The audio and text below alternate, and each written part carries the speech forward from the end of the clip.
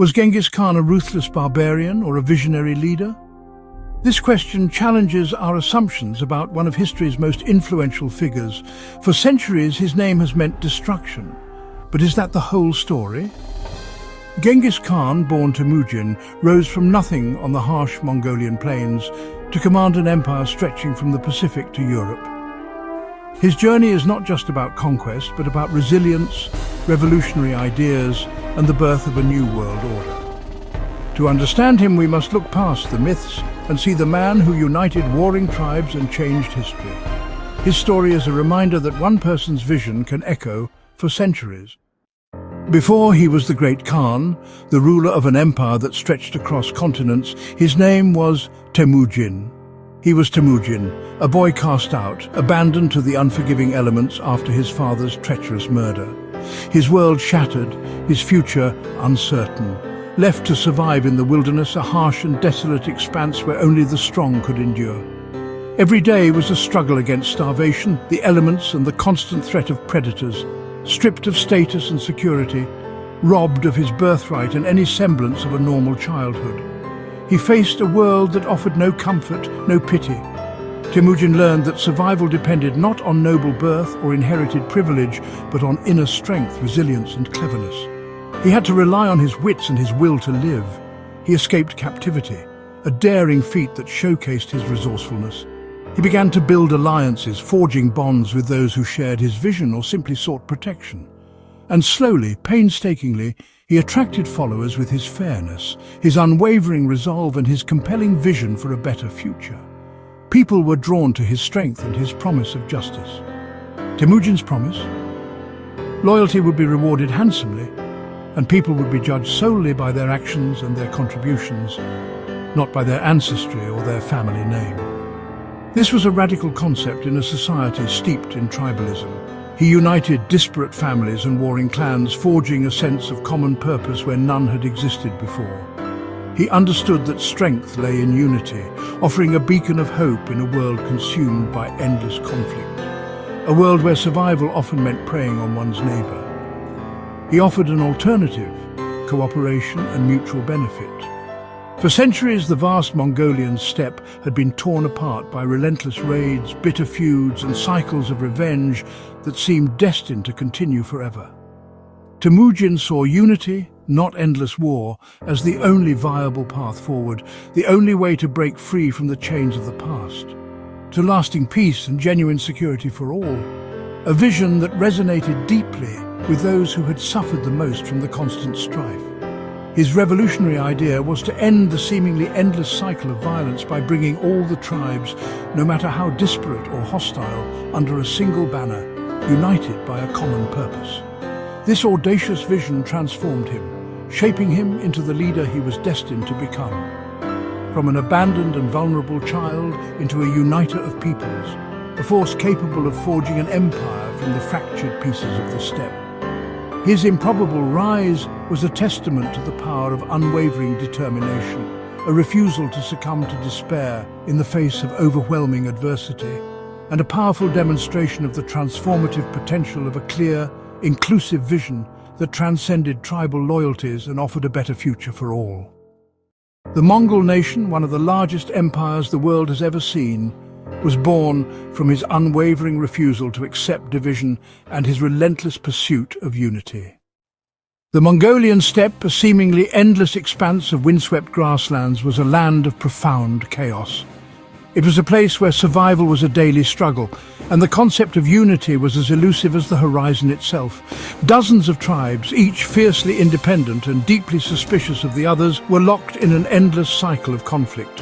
Raids, skirmishes and full-blown battles were commonplace, a constant drain on resources and a source of perpetual instability. These weren't just disagreements, they were deeply ingrained feuds passed down through generations. Over land, vast stretches of territory were constantly contested, with tribes vying for control of vital resources like grazing pastures and watering holes. The struggle for dominance was relentless, with no clear victor ever truly emerging. Honor, a concept deeply ingrained in the Mongol psyche, often fueled the flames of conflict. Perceived slights, real or imagined, could trigger devastating wars. as tribes sought to avenge their pride and uphold their reputation. And survival in this unforgiving environment demanded constant vigilance and ruthless pragmatism. The harsh climate, with its scorching summers and brutal winters, tested the limits of human endurance. There was no unified Mongolia, no central authority to maintain order or resolve disputes. Only shifting alliances, forged and broken with alarming frequency, and betrayals often motivated by personal ambition or tribal rivalries. Trust was a rare and precious commodity. Power was everything, the ultimate arbiter of fate in this brutal landscape. The weak were abandoned, left to fend for themselves in a world that offered little mercy. Vulnerability was a death sentence. As Temujin's family tragically discovered after his father's death, when they were cast out and left to face the elements alone. This early experience of hardship and betrayal would profoundly shape his worldview. Raids and revenge created a seemingly endless cycle of violence that had persisted for generations, trapping the Mongol people in a state of perpetual conflict. Each act of aggression sparked a retaliatory response, perpetuating the bloodshed. In this world, trust was a rare and fragile commodity, and safety was merely an illusion, a fleeting moment of respite in a life defined by danger. But young Temujin, witnessing the suffering and instability around him, saw this chaos not as an immutable destiny, but as a sickness that plagued his people. He dreamed of a different world, a world where loyalty mattered above all else, where oaths were sacred and bonds of friendship unbreakable. A world where the disparate tribes of Mongolia could unite, setting aside their petty grievances and working together for a common purpose, a shared destiny. His ultimate goal was to replace the pervasive fear and deep-seated mistrust that had poisoned Mongol society.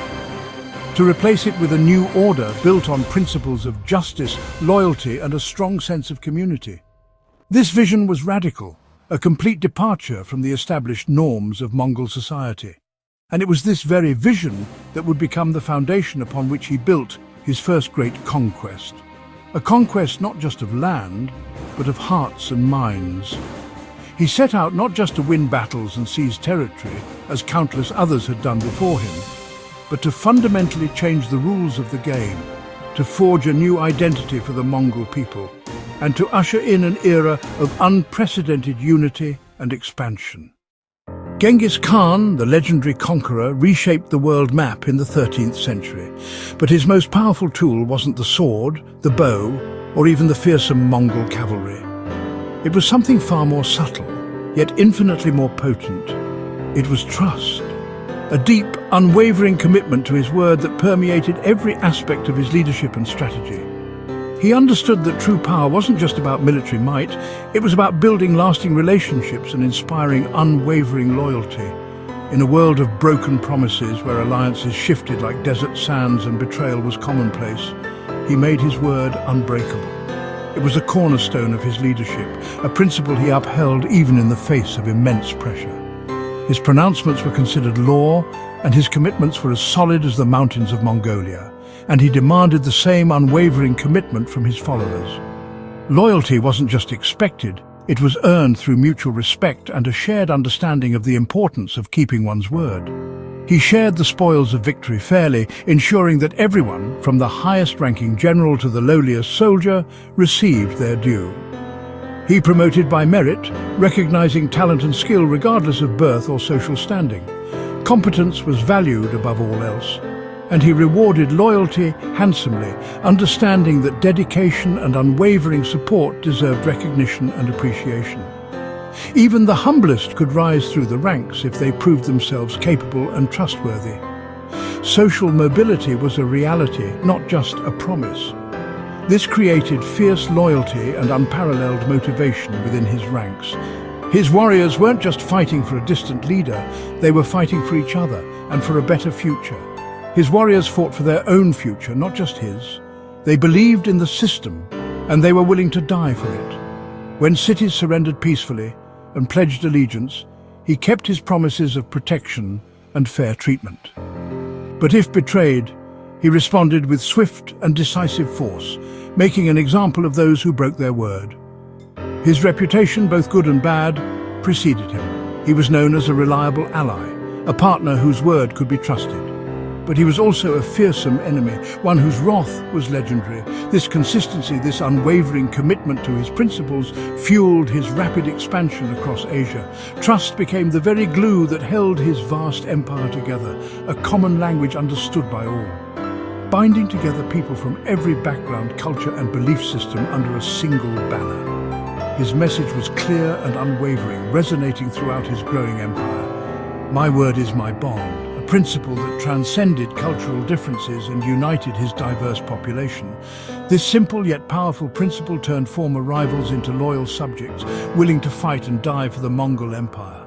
It was the secret to building a nation from chaos, forging a unified empire from disparate tribes and conquered lands. Uniting the tribes was only the beginning. Genghis Khan needed laws to hold his new nation together. He created the Yasa, a code that replaced chaos with order and fairness. Kidnapping, enslavement and theft were outlawed, ending old causes of conflict. All children were declared legitimate, uniting families and clans. Religious freedom was guaranteed. Christians, Muslims and Buddhists all found protection. The Yasa applied to everyone, even his own family, creating a sense of justice and predictability. Officials enforced the laws across the vast empire. The result? A disciplined, organized society where people knew what was expected. Genghis Khan's legal code was as crucial as his armies. It transformed warring clans into a single functioning nation. Law, not just force, became the backbone of his empire. Before Genghis Khan, the Silk Road was a dangerous maze of tolls and bandits. The Mongol Empire changed that, uniting the route under one authority and making trade safe. Guard posts and patrols protected travelers. Bandits were crushed. The Yam relay system sped up communication. Messages crossed Asia in weeks, not years. Goods, ideas and cultures flowed freely. Silk and spices, gunpowder and printing traveled west. Glass and gold, crops moved east. The Mongols created the first era of global connection. Art, medicine and religions mixed across continents. The world became a network of neighbors, not strangers. This new openness sparked innovation and exchange. The groundwork for our interconnected planet was laid. Genghis Khan's empire turned isolation into opportunity. Genghis Khan's greatest weapon was not force, but ideas. He championed meritocracy, promoting people for talent, not birth. Generals and officials rose from humble origins if they proved themselves. This unleashed the potential of his entire empire. Organization was key armies structured in units, information gathered by spies and scouts. He valued knowledge as much as strength, often winning before battles began. His focus on merit, organization and intelligence made his empire resilient and innovative. These principles echo in modern society from business to government. Genghis Khan's ideas outlasted his conquests. They became the unseen force driving progress. Genghis Khan's legacy is everywhere, in global trade, diplomacy and law. He created the first wave of globalization, connecting East and West. Diplomatic immunity, religious tolerance and census-taking all trace back to his empire. The Mongols invented the paisa, an early passport guaranteeing safe passage. His policies influenced later empires in Russia, China and Persia. He was both conqueror and nation-builder, lawgiver and connector. His story challenges our ideas of civilization and barbarism. Understanding his impact helps us see the roots of our modern world. Revolutionary ideas can come from the most unexpected places. Genghis Khan's vision shaped the world we live in today. Temujin's journey from Outcast to Genghis Khan is a story of transformation. He forged unity from chaos, built an empire that bridged continents, and created new connections. His life proves that one person's vision and determination can reshape history.